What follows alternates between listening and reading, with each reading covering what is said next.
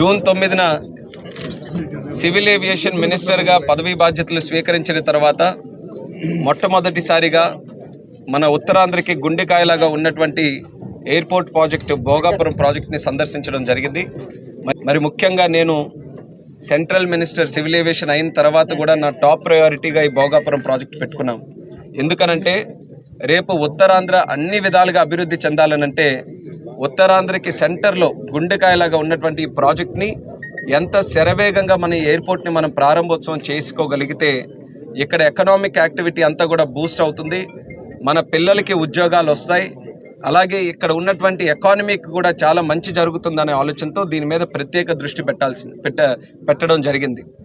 మన అశోక్ గజపతిరాజు గారు civil aviation మినిస్టర్గా ఉన్నప్పుడు చంద్రబాబు నాయుడు గారు ముఖ్యమంత్రిగా ఉంటే వాళ్ళిద్దరి కలయికతో ఈ యొక్క ఆలోచన పుట్టుకొచ్చి ఇక్కడ భోగాపురంలో ఎయిర్పోర్టు 2015లో గవర్నమెంట్ ఆఫ్ ఏపీ ద్వారా దానికి పర్మిషన్ కూడా అలాట్ చేయడం జరిగింది.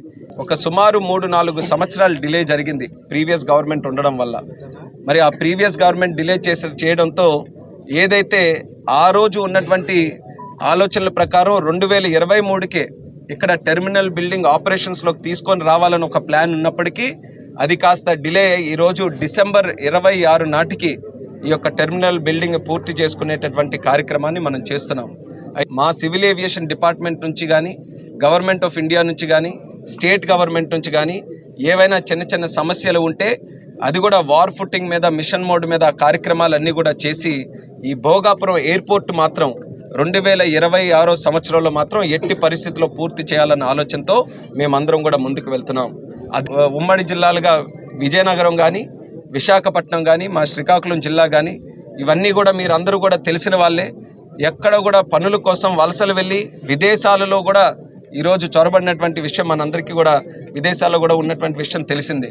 మరి అటువంటిది ఆ పరిస్థితిని మళ్ళీ మార్చాలనంటే ఎక్కడో ఒక దగ్గర మనం గట్టి పునాదులు వేయాలి.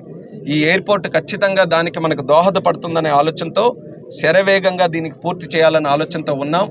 ముఖ్యమంత్రి గారు కూడా అదే ఆలోచనతో ఎల్లుండి 11వ తేదీన ప్రత్యేకంగా ఇక్కడ విజిట్ కూడా పెట్టుకున్నారు.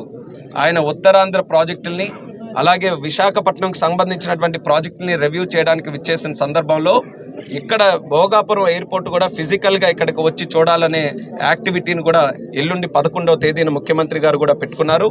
ఆయనతో పాటు మళ్ళీ ఎయిర్పోర్ట్ అంతా కూడా సందర్శిస్తాం. ఏవైనా స్టేట్ గవర్నమెంట్ నుంచి పెండింగ్ ఇష్యూస్ ఏవైనా ఉంటే దాన్ని కూడా శరవేగంగా క్లియర్ చేయడానికి ముఖ్యమంత్రి గారి తాలూకా సపోర్ట్ కూడా తీసుకుంటాం.